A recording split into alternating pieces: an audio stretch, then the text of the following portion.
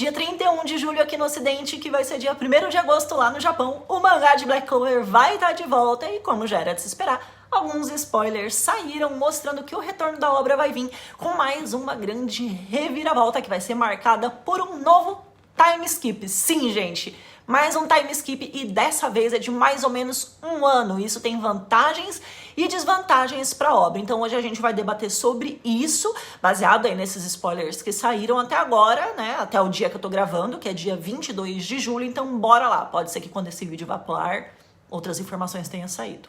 A primeira coisa e mais importante que os spoilers mostram é que o retorno de Black Clover vai contar com time skip e não é um time skip qualquer, tá, meus amigos? É um time skip de um fucking ano após a luta do Asta contra o Lucifero. Não só do Asta, né? Porque ali teve uma cacetada de cavaleiros mágicos que lutaram, se lascaram, mas resumindo, é um ano depois da gloriosa e sofrida vitória que o Anão Bombado teve com a ajuda dos outros magos e que permitiu que o Yami e o Vengeance fossem salvos e que, como a gente viu, era um plano do Lucius para poder roubar o coraçãozinho do Lucy, né? Eu acho que eles são meio apaixonados aí, não é possível, roubou o coração. O problema é que a gente já teve um time skip recentemente, que foi o que aconteceu ali antes de entrar no arco de Spade, né? Em que 6 meses se passaram, 6 meses esses que serviram de treinamento para que eles pudessem se aprimorar, treinarem e ficarem mais fortes para poder terem um mínimo de chance contra a Tríade e os demônios todos que iam vir.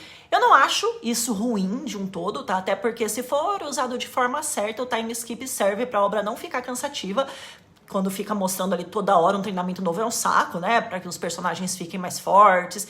E a gente sabe que mesmo que eles tenham as evoluções naturais durante uma batalha, que na real vale mais do que 10 treinamentos, os treinamentos são necessários também, mas a menos que tenha uma carga dramática bem relevante para a história, como foram alguns treinamentos do Naruto, por exemplo, que aprendeu ali a fazer o Rasengan e foi mostrado pra gente, ou aprendendo a dominar o elemento do vento do chakra, né, e depois aprendendo o modo sábio, por exemplo, mostrar um treinamento só por mostrar não vai impactar grande coisa pro roteiro em si. Então esse primeiro time skip que a gente teve serviu justamente para poder enxugar essa parte toda e já partir para a construção da ação, dos acontecimentos em si, usando de alguns flashbacks pontuais para poder trazer um peso maior para a evolução de cada personagem ali e justificar essa ascensão deles, como foi feito com a Noelle, por exemplo, né, que teve ali o flashback que mostrou bem brevemente como que ela tinha aprendido a usar o modo santo e por aí vai. E depois de ver como a batalha contra o Lucy foi extremamente complicada, vários capitães lutando junto ali, todos eles foram solados de forma insana, ficaram em frangalhos,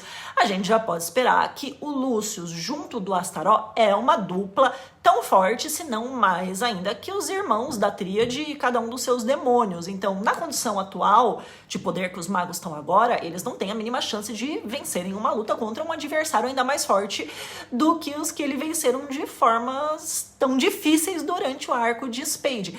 Fora que eles não estão em condições físicas propriamente ditas para poder lutar contra o Lucius e o Astaró, né? E os outros adversários que provavelmente vão surgir, porque vão surgir mais, e que vão ter um grau mais elevado do que os anteriores até o momento.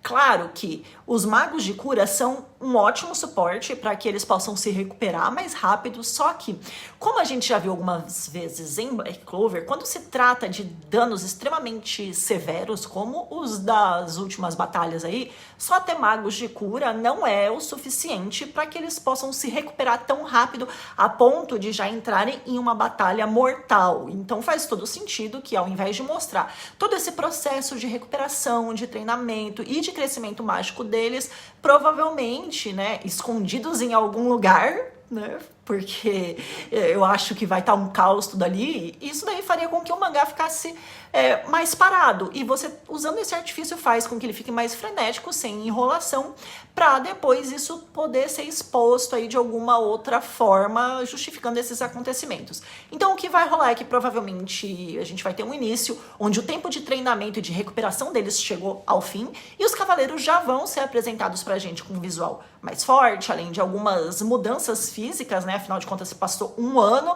e alguma desgraça grande vai estar acontecendo. E que eles já esperavam que isso ia acontecer nesse período, por isso eles puderam parar para poder se aprimorar. E eles já vão estar começando ali a pôr em prática as ações necessárias para poder vencer os inimigos finais.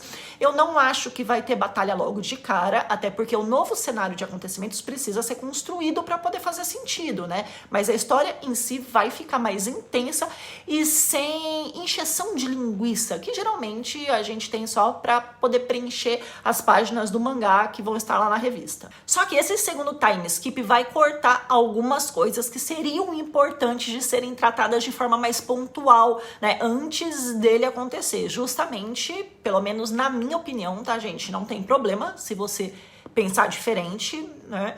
Essas coisas precisavam ser expostas antes dessa grande passagem do tempo. Ela poderia acontecer, mas precisava expor isso antes. A primeira e a principal delas, eu acho que é justamente o Lieb ser apresentado formalmente para os Touros Negros e ser aceito como um membro deles numa passagem de tempo presente e não como um flashback posterior, porque eu acho que o flashback em si, em relação a isso, vai tirar muito do impacto que a gente ia ter com esse acontecimento. A gente sabe o quanto é importante para ele ser aceito por um grupo, já que ele passou toda aquela humilhação no submundo, e quanto isso ia ser impactante, né? Tanto para ele, que voltaria a ter uma família, igual ele tinha com a Alicita, quanto pro Asta, que teria ali um respaldo ainda maior para poder provar que nem todo demônio é só maldade, e seria um argumento mais plausível para que ele fosse absolvido no julgamento dele, porque se vocês se bem lembram, ele ainda não foi absolvido por usar a magia demoníaca, ainda que ele nem soubesse muito bem naquela época que estava acontecendo, né? Eu não acho que precisava de muito tempo ou de várias páginas para esse caso em si, por exemplo. Na verdade, uma ou duas ali seriam o suficiente,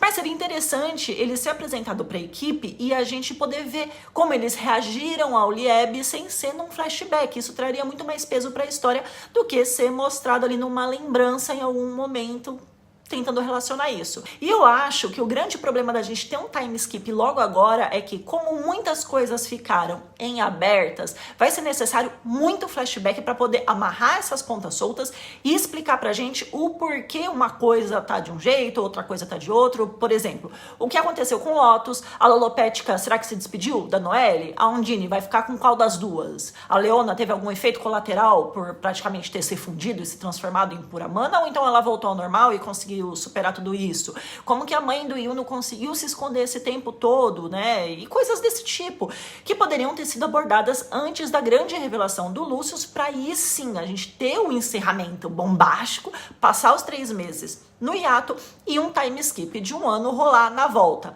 Além dos flashbacks, esse salto no tempo pode acabar fazendo o Tabata usar um recurso péssimo na narrativa, que é o de diálogos expositivos, que é quando os personagens ficam explicando as coisas que estão acontecendo ali entre eles, ou que já aconteceram, de uma forma, né, que dá pra gente perceber que eles já sabem, né, mas que serve aí pra poder explicar pro telespectador ou pro leitor o que aconteceu, pra que a gente fique por dentro dessa situação, mas que não são diálogos relevantes entre eles, e isso faz a gente perceber que aquele diálogo tá sendo direcionado pra gente. Então, essas duas táticas, que provavelmente vão ser as que o Tabata vai usar, tomara que não, poderiam ser cortadas se esses acontecimentos que deixaram de ser abordados até agora fossem mostrados no tempo presente, de forma orgânica, e que nós mal pudéssemos perceber que a gente está sendo exposto aí aos códigos da próxima construção de arco. Então, se o Tabata tivesse construído esses cenários antes da revelação do Julius, a continuação pós-time skip não precisaria de tantos recursos explicativos para poder justificar o rumo das coisas, e a narrativa ficaria mais assertiva, sabe? Fora que eu acho que não faria sentido os cavaleiros ainda não saberem que o Julius e o Lucius, né, são quem são, mesmo depois de 1 ano que tudo rolou, até porque eles viram o André Moleque saindo, voando com o coração do Lucy na mão, e com certeza eles investigaram sobre tudo isso, né, e chegaram a essa revelação antes de pararem para treinar e se recuperar. E se for esse mesmo o caso, a gente tem mais um problema, que é o fato de que essa descoberta sobre o Julius e o Lucius vai ser mostrada pra gente por um flashback, e isso precisava ser mostrado pra gente no tempo real, porque é a coisa mais impactante na dinâmica do mangá até agora e na vida dos cavaleiros também, né? Principalmente o impacto que isso teve sobre o Asta e o Yami. Então isso num flashback posterior é extremamente complicado, porque também tira a carga dramática desse fato em si. E se eles ainda não souberem disso, a narrativa vai ficar um pouco infantilizada, já que fica incoerente pro leitor ver que eles foram capazes de descobrir tantas coisas sobre Clifford, Tríade, o ritual todo, os demônios através do Nath ali, e depois eles ficaram um ano vivendo, treinando e nem desconfiaram do Julius. Pior ainda se o Danmacho tiver morrido, né? O que eu acho difícil, mas pior ainda se ele tivesse, sei lá, desaparecido. Provavelmente ele pode ter tido aí as memórias alteradas e tá vivendo ali entre eles, ou teve um chá de sumiço e foi aprisionado em algum lugar lá pelo Lucius. Mas mesmo com todas essas ressalvas que eu falei aqui, eu acredito que o mangá vai voltar com tudo. O Tabata tá bem descansado, teve 3 meses aí pra poder relaxar a cabeça dele, pensar nas coisas com calma, traçar os planos todos pra poder amarrar as pontas soltas e finalizar a obra que agora entrou no arco final. Então eu tô bem hypada pra esse retorno, pra ver o Asta ainda mais bombado de volta no time skip, né, de agora do que do time skip anterior, mais maduro também, porque com certeza a gente vai ter esse amadurecimento psicológico muito impactante nele e ver o novo visual de cada um dos magos e ver tudo que vai rolar e como que o Tabata vai guiar tudo isso. Agora eu quero saber de você, o que você achou de tudo isso do time skip e como é que você tá se sentindo pra volta de Black Clover, deixa aqui nos comentários pra mim. Também não se esquece de curtir esse vídeo, se inscrever no canal e ativar o sininho se não tiver ativado, tá bom, gente? Beijo pra vocês, até o próximo vídeo. Tchau!